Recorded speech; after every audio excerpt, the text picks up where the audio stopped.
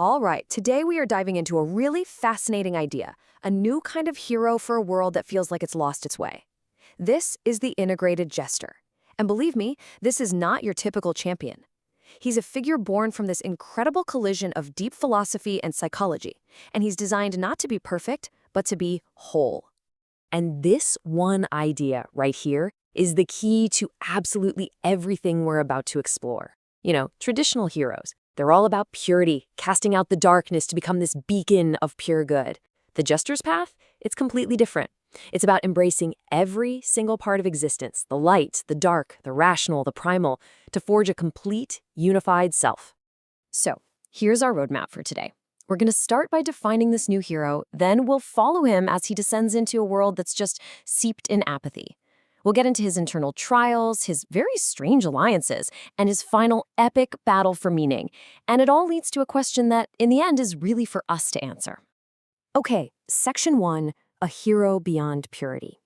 Let's really dig into the philosophical DNA of this character, this Harlequin jester.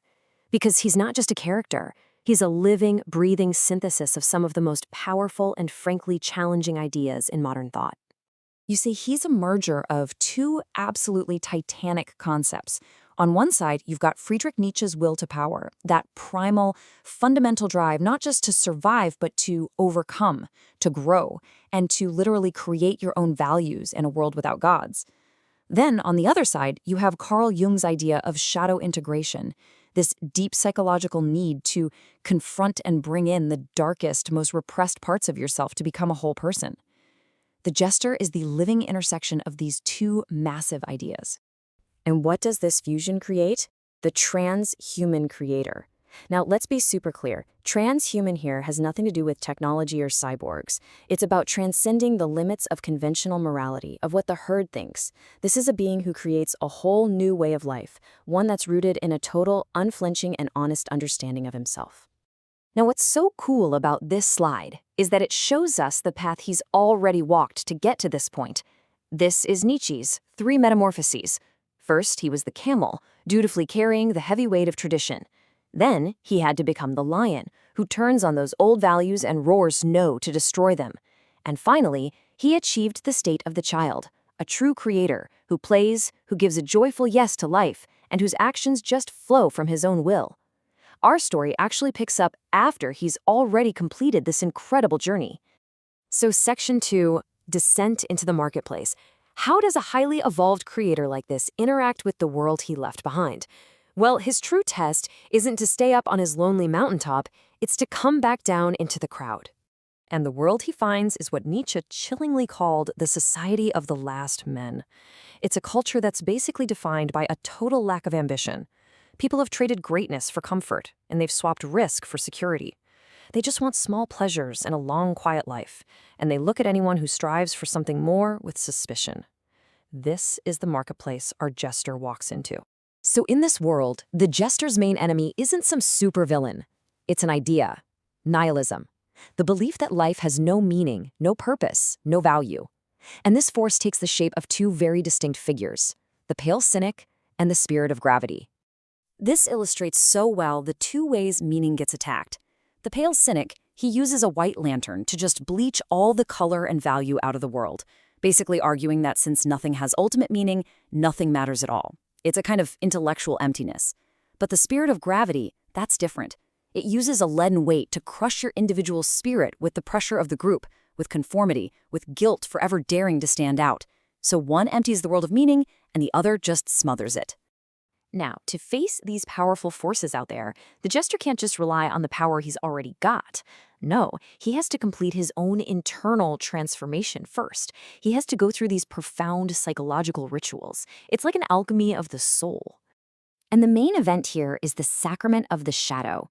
This is not just some thought experiment. It's a symbolic act done under a violet eclipse, where he actively invites the darkest, most rejected parts of himself to come into the light of his own consciousness. It's a moment of just radical self-confrontation. So here's the crucial point. Shadow integration is not about defeating or destroying your inner demons. It's about acknowledging them, understanding where they came from, and weaving their energy into your conscious self. The goal isn't purity, remember, it's wholeness. And this entire alchemical process is guided by this one massive principle: amor fati. It's Latin for love of one's fate. This is the radical acceptance of everything that has ever happened in your life, the wins, the losses, the joy, the agony, as absolutely necessary. It's about looking at your entire existence, flaws and all, and saying, yes, I wouldn't have had it any other way. But the jester's journey to wholeness doesn't just stop with his own personal psychology. He gets that to be truly whole, he has to go even deeper, beyond his personal darkness, and into the very roots of instinct itself.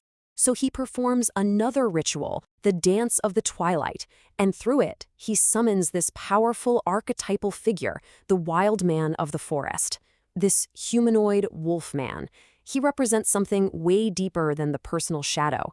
He is raw, atavistic, pre-human instinct.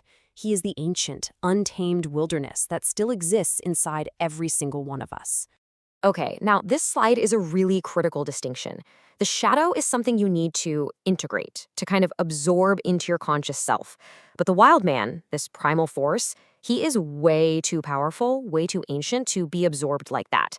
The goal isn't to control him, it's to form an alliance, to respect him as a separate, sovereign power that lives within you. And this respectful partnership is what forges the covenant of totality. You see, in this framework, true wholeness isn't some perfectly clean, neat synthesis. It's a dynamic, respectful balance between our most primal, pre-human instincts and our most evolved, post-human creative will. It's like the earth grounding the star. All right, so with his internal alchemy now complete, the jester, allied with his own shadow, and the primal wild man is finally ready. He's ready to turn and face those forces of nihilism that are plaguing the marketplace. And against the absolute void, that cold, empty meaninglessness that the pale cynic is selling, the jester's weapon isn't a sword. It isn't an argument. It's absurd laughter. It's the ability to stare right into the meaningless cosmos and instead of despairing, to dance. It's like a metaphysical bridge that lets him acknowledge the void without ever being consumed by it. But the fight has to evolve. The original jester passes the torch to a successor, the new jester. And this new generation, well, they form a more direct, a more potent alliance. The new jester, who embodies creative will, and the wolfman, who embodies primal power, they form the Wolf Covenant. This is no longer just about dancing over the void. This is about preparing for a direct fight. And together, they stand against nihilism's weapons, the silver mist, which is that obscuring fog of meaninglessness spread by the cynic, and the heavy loom, which is the oppressive, standardizing machine of conformity woven by the spirit of gravity. The intellectual battle has now become a very tangible, very real one. And all of this entire complex, mythological, philosophical framework, it isn't just a story, not at all. It's a diagnosis of our modern condition, and it's a challenge that it poses directly to every single one of us. And the story deliberately leaves this final question to us. In a world drowning in cynicism and conformity, are we going to let the spirit of gravity standardize our souls into heavy, uniform lead? Or will we, like the jester, take on the difficult alchemy required to integrate our full selves and liberate our potential into light? The jester's cosmic battle is, in the end, a deeply personal question about the future of the human spirit.